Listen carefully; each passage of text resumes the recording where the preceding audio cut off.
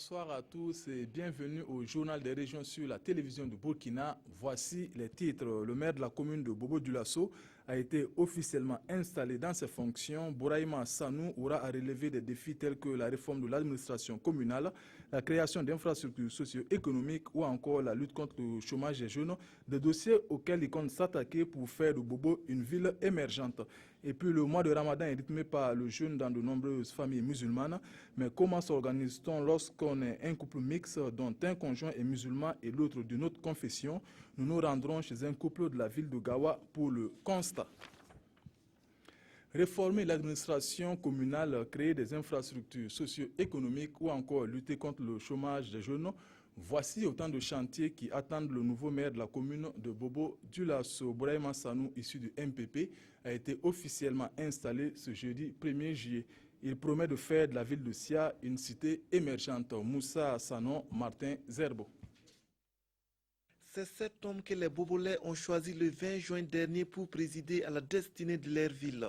Ce 1er juillet, face à cette même population et après la signature des procès-verbaux de passation de charges, le voici désormais investi officiellement maire de la commune de Bobo-Dioulasso pour les 5 années à venir. Une mission dont il dit mesurer la portée. Cette fonction de maire qui m'est confiée est une précieuse distinction et il invite à plus d'abnégation, au travail pour la réussite des missions dévolues à la commune de Bobo-Dioulasso afin de parvenir dans un avenir proche à l'émergence du pays tout entier. Et pour réussir le pari, le nouveau maire de Bobo-Dioulasso annonce dans son discours d'investiture un programme de société en 5 axes, la réforme de l'administration communale, la mise en place de cadres pour lutter contre l'insalubrité et l'occupation anarchique de l'espace public, la création de conditions pour susciter l'investissement privé, la réalisation d'infrastructures socio-économiques de base et enfin la dynamisation des partenariats. Un discours qui n'a pas manqué de susciter des réactions. C'est une fierté en tout cas pour nous d'avoir un maire comme ça. Mais comme on le dit, on reconnaît le maçon au pied du mur. La ville de Bobo, c'est les femmes. C'est nous qui travaillons, c'est nous qui votons. Donc il faut d'abord qu'ils mettent en œuvre vraiment une action qui puisse aider les femmes. Le nouveau maire de Bobo-Dioulasso dit attendre des populations leur accompagnement. Âgé de 44 ans et titulaire d'une maîtrise en droit, il était précédemment le secrétaire général du conseil régional des Hauts-Bassins. Le programme présidentiel d'urgence dans sa composante eau et assainissement tranche annuelle 2016 est en bonne marche dans la région de la boucle de Mouno. Depuis son lancement le 30 mars dernier, le bilan s'avère satisfaisant. Constat du ministre de l'eau et de l'assainissement qui était en tournée dans la région. Yves Rwamba, Aïcha Dianda, Polo Savadougou. Le ministre de l'eau et de l'assainissement visite ici à Bourasso des latrines familiales et un forage à motricité humaine à Patiarakui dans la province de la Kossi. Par cette visite, le gouvernement veut s'assurer de la mise en œuvre du programme présidentiel d'urgence composante eau et assainissement dans la boucle du Mouhoun. Premier objectif, c'est de constater l'effectivité du démarrage du programme. Deuxième objectif, c'est encourager aussi les acteurs qui sont sur le terrain, qui interviennent à des fortunes diverses. Et enfin, c'est aussi pouvoir estimer la programmation pour la fin de l'année. Ces réalisations sont un ouf de soulagement pour les populations bénéficiaires. À ce jour, tous les travaux ont démarré et le bilan à mi-parcours est satisfaisant. Vraiment, la construction des latrines, là, c'est vraiment une chose qui me plaît. Il y a des moments, la nuit, tu te lèves comme ça, tu veux dire que tu veux aller dehors maintenant, il y a tout dedans. Si tu veux aller comme ça, bon, il y a un serpent qui peut te mordre. Au niveau des forages, on est à 14 forages positifs en fait réalisés. Au niveau des latrines familiales, on a prévu près de 7000. Actuellement, on a réalisé la moitié, plus de 3000 et quelques. Voilà qu'on a réalisé. Au niveau des latrines publiques, les latrines publiques et les latrines écoles et CSPS, là aussi, en fait, il y a des avancées significatives. Dans la boucle du Mouhoun, les acteurs s'activent à livrer les infrastructures d'ici fin décembre, date d'échéance du programme.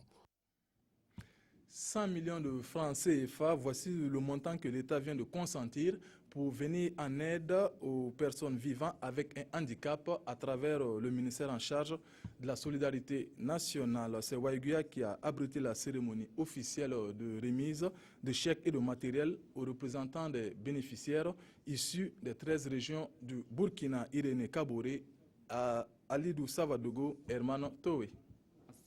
Pour 600 personnes vivant avec un handicap, du matériel d'une valeur d'environ 109 millions de francs CFA pour 586 personnes démunies. C'est un appui du gouvernement burkinabé à ces personnes défavorisées pour le renforcement de leur autonomie et aussi pour la promotion d'un développement inclusif. Nous ne pouvons pas accéder à un développement effectif et durable du Burkina Faso en laissant certaines filles et fils à la marge. Donc nous devons travailler à ne laisser personne de côté et c'est ce geste aujourd'hui que nous sommes venus leur apporter afin de pouvoir promouvoir leur autonomisation. Il y a aussi d'autres qui n'ont pas encore d'activité mais qui ont des projets sous la main. Ces fonds vont leur permettre de démarrer leur activité. Cet appui s'inscrit dans le cadre de l'exécution du projet de renforcement de la protection sociale PRPS, un accompagnement qui va permettre aux bénéficiaires de mener des activités génératrices de revenus. À travers ce don, on va essayer d'insérer ceux-là qui sont cachés dans les cases, ceux-là qui sont toujours dans le noir, on va les inviter à venir vers nous et essayer de créer des AGR pour ces personnes-là. La représentation nationale envoie un message de compassion aux personnes handicapées et les exhorte à faire en sorte que cet accompagnement puisse véritablement être utile à eux-mêmes, à la société. Pour l'occasion, le ministre de la Femme, de la Solidarité nationale et de la Famille a rendu visite au roi du Yatenga. Aussi, un tour dans les locaux de la direction régionale de son secteur a permis à Laure Zongo d'encourager le personnel et d'échanger avec les femmes de la région du Nord. La cohabitation pacifique entre religions, un vœu cher à l'Union fraternelle des croyants de Dori. Elle a offert aux musulmans de cette ville un repas à l'occasion de la rupture du jeûne. Une action qui vise, selon cette structure, à promouvoir le dialogue interreligieux. Bouraïma Kane, Seydou Zon. Il est 18h à Dori. Ici, à la grande mosquée, l'on s'apprête à rompre le jeûne. L'UFC, l'Union fraternelle des croyants de Dori, a apporté un repas aux musulmans et surtout aux enfants en difficulté. Pour nous, ce temps de carême, pour les musulmans, c'est une occasion pour nous de partager de permettre donc aux chrétiens et aux musulmans de partager, de permettre aux enfants en difficulté surtout, qui veulent vivre leur foi en tant que musulmans, de pouvoir partager un repas donc en fin de journée de jeûne. Après la prière, place maintenant au partage du repas. Et contre toute attente, l'évêque de Dori est venu soutenir les musulmans dans cet acte de foi. Il est porteur des messages au nom des catholiques du diocèse de Dori. Nous avons tenu à venir ce soir pour montrer que nous sommes à leur côté et que nous partageons donc, ce souci donc, de conversion de l'homme, de sa transformation et la transformation de son cœur pour être plus conforme à la volonté de Dieu, qui n'est autre que tous les hommes s'aiment, se soutiennent pendant leur traversée terrestre. Pour le grand imam de Dori, ce acte est la preuve qu'ici il y a le dialogue interreligieux. Il démontre également qu'à Dori, musulmans et chrétiens vivent ensemble dans la cohésion sociale et la paix. C'est bientôt la fin du mois de Ramadan, une période où la famille vit au rythme du jeûne musulman. Mais comment cette période est par exemple vécue dans les couples mixtes, une de nos équipes de Gawa s'est intéressée à un couple dont le mari est de confession musulmane et la femme catholique. C'est le dossier de cette édition signé Christophe Da et Basile Bassolé. La rupture de carême est une tradition dans cette famille depuis le début du mois de Ramadan. Comme chez les musulmans, la femme est à la cuisine le matin pour le jeûne et le soir pour la rupture. Mais le couple Koulibaly a quelque chose que tous n'ont pas, car si monsieur est musulman, madame ne l'est pas. Depuis qu'on est mariés, à chaque fois que je jeûne, c'est elle qui fait la nourriture pour que je puisse jeûner. Et aussi le soir, elle prépare pour que je puisse rompre. Bon, c'est notre quotidien. Lui, les musulmans, bon, moi je suis catholique. Catholique ou musulman, là n'est pas la question pour ce couple qui ne jure que par le respect de la religion de l'autre. Bon, c'est une question de compréhension mutuelle. Si on arrive à comprendre l'autre, bon, je crois qu'il n'y a pas de problème. Bon, peut-être que pour la religion musulmane, il est toujours mieux d'avoir une femme musulmane. Voilà. Ou même si on se marie avec une femme qui n'est pas musulmane, il faut qu'elle se convertisse à la religion musulmane. Voilà. Mais là, ça, c'est une question de perception. C'est une question, n'est-ce pas? Le fait de faire convertir l'autre, vous ne pouvez pas garantir que la personne va aussi continuer à pratiquer la religion musulmane comme elle pratiquait sa religion. Je l'ai connu musulman, je l'ai accepté musulman, donc je ne vois pas pourquoi je vais lui demander de changer sa religion pour moi. Malgré la disparité de religion des deux époux, le couple marié civilement et religieusement depuis 11 ans vit dans l'harmonie, même si cette relation a eu du mal à être acceptée entre-temps. Au début, ce n'était pas facile, surtout avec la maman qui percevait d'un mauvais œil que madame soit catholique. Voilà. Mais au fil du temps, elle-même, elle a compris. Voilà. Et elle continue même à nous accompagner dans ce sens-là. Aujourd'hui, le couple Koulibaly a 3 enfants et chaque enfant dispose de la liberté de suivre la religion de son choix. C'est intéressant quand même que les enfants reçoivent une éducation religieuse. Voilà. Et si les enfants vont avec moi à l'église, leur papa ne trouve pas d'inconvénient. Je crois qu'il n'y a pas de problème à ce niveau. Maman et papa Koulibaly disent être conscients de la réaction que leur différence de religion peut susciter dans certains milieux, mais ils restent convaincus d'avoir emprunté le bon chemin.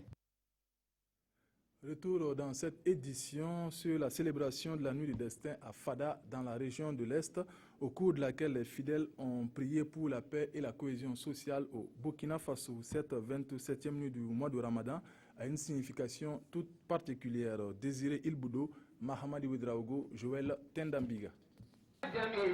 Prière, adoration et lecture du Coran pour commémorer la nuit du destin à la grande mosquée de Fadangourma. Cette nuit du 27e jour du mois de Ramadan marque la descente du Coran, le livre saint de la communauté musulmane. Le Saint-Coran a été révélé au prophète Mahomet à la 27e nuit du mois de jeûne de Ramadan. Depuis lors, cette nuit a été retenue pour la commémoration du destin pour les musulmans. Les fidèles présents à cette veillée de prière, tous s'accordent sur l'importance de cette nuit dans la vie du musulman. C'est un moment très important. Le prophète nous a exhorté de chercher la nuit du destin parce que nous avons des bénédictions allant de l'équivalence de 1000 mois de bénédictions. Donc si nous sommes nous arrivons à demander à Allah subhanahu wa ta'ala nos vœux pendant cette nuit, nous sommes exaucés. Nous avons bien prié à cette nuit de destin. Cela fait presque 1 mois de jeûne du Ramadan. Dieu, dans sa grâce, exauce et bénit les fidèles. C'est une joie pour nous, car tous ceux qui écouteront le menu de ce jour seront bénis. À cette nuit du destin, le grand imam de la mosquée de Fadangourma a recommandé aux fidèles musulmans de multiplier les actes d'adoration. Il les appelle tous à continuer les prières pour la paix, la cohésion sociale et le civisme au Burkina Faso. C'est la fin de cette édition. Abouakar Sano vous retrouve à 20h. Je vous dis demain à la même heure. Bonsoir.